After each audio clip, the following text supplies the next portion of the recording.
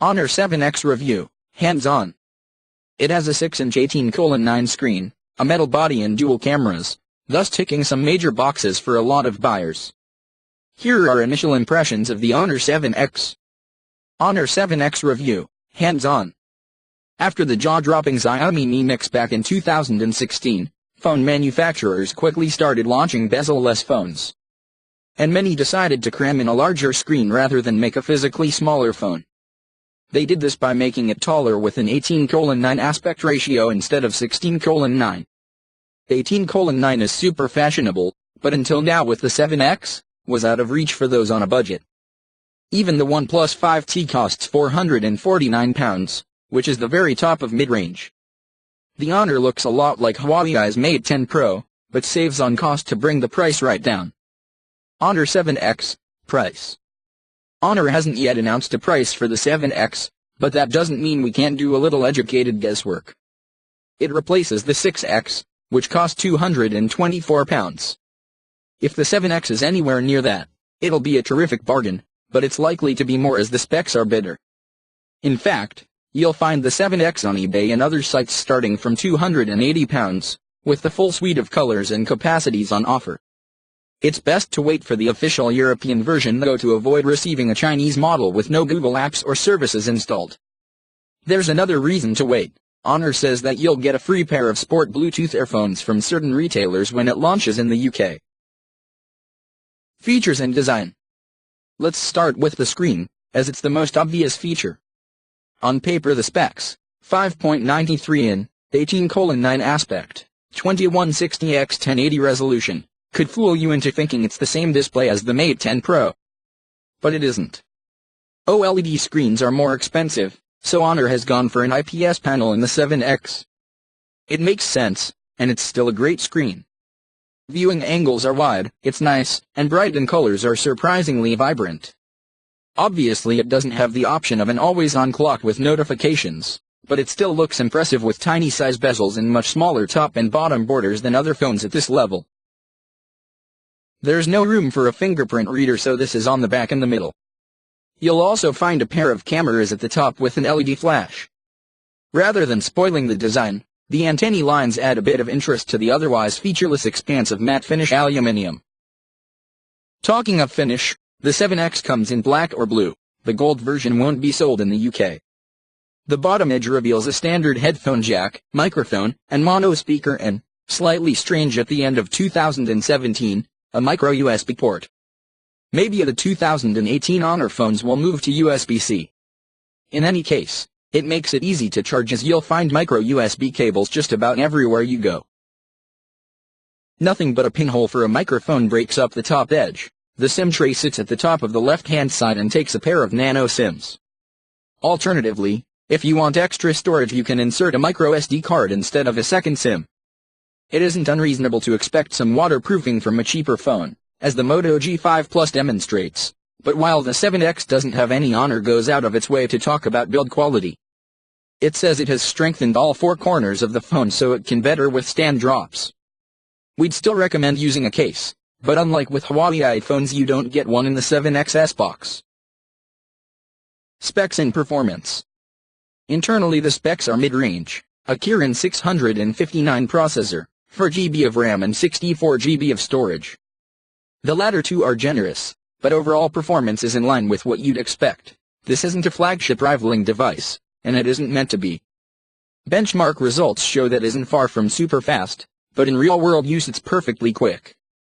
Apps may take a little longer to launch, but they run smoothly and you can run most games, such as Asphalt 8 and Pokémon Go, without issue. They won't look quite as good as on much faster phones, but they also won't run like the slideshows we saw in GFX Bench, which is designed to highlight the differences between phones. Honor is working with certain developers including Gameloft to optimize games for the 18:9 screen so you see more of a scene. With most games, forcing them to use the entire screen just crops them so you actually see less, as is the case with all 18:9 screens at the moment. Battery life, from our weekend of testing, shows that the 3340 mAh battery can make it through a whole day with normal use, but it drains quickly if you're playing games. There's no fast charging, so you'll probably end up connecting the charger each night when you go to bed. Cameras. The main camera has a 16MP sensor and uses PDAF for focusing in a claimed 0.18 seconds. The second camera has a 2MP sensor and is simply used for depth sensing rather than capturing photos or video. It means you get the same portrait and wide aperture modes that you'll find on the Huawei Mate 10 Pro, and the stock camera app is essentially the same minus a couple of features, and the Leica branding. One of those is video stabilization. The 7X doesn't have any. It's limited to recording at 1080p 30 with no 60fps option, so this will put some off. There's an 8MP selfie cam and you can enable depth effect for blurry backgrounds. Thanks to gesture support you can wave and get a countdown for group shots. In selfie mode there's the expected beauty mode, but you can also apply fun masks and effects. Photo quality isn't amazing from the main camera. It's best in good light, where photos look sharp and have good detail levels. HDR isn't automatic, so you have to select this from the list of modes if you think it's needed. This was taken with HDR on a gloomy day, but even so we'd expect colors to be a bit warmer. The portrait mode works well, though, and you can switch to the wide aperture mode when taking the photo of something that isn't a person. You also have lots of other modes, including light painting, time-lapse, and slow-mo to play with.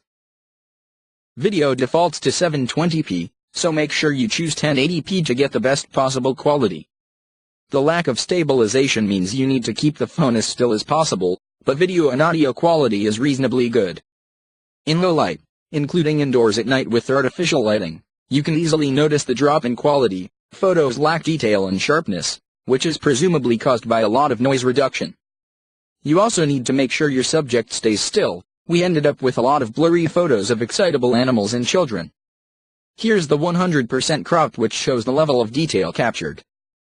Software. The 7X doesn't have Honor, but it's possible Honor will release an update in the not-too-distant future.